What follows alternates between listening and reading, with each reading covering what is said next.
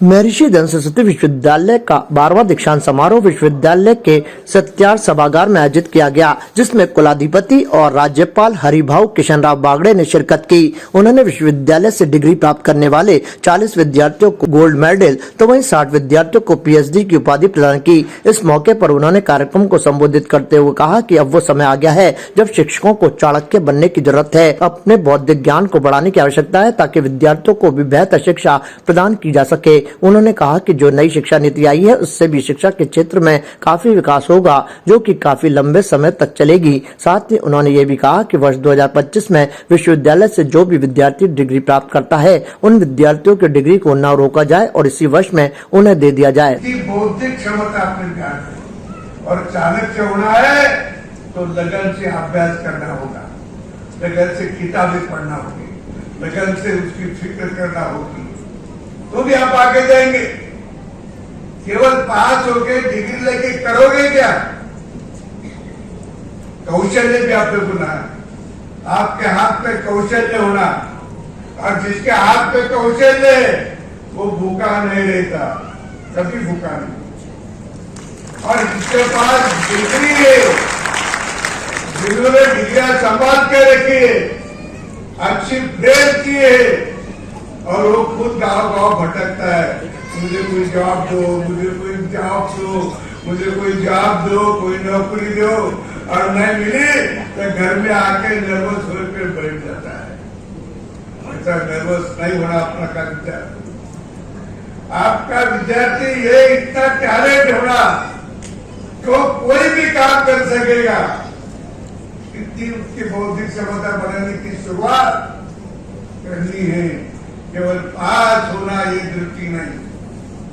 अभी केंद्र सरकार ने जो शिक्षा नीति अपनाई है 2020 की, उसी का महत्व यही है।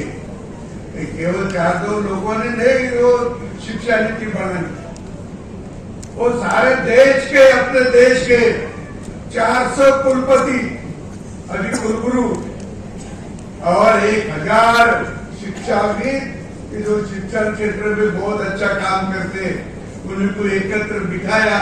2 साल उन्होंने चर्चा की, बाद में शिक्षा नीति बनाई।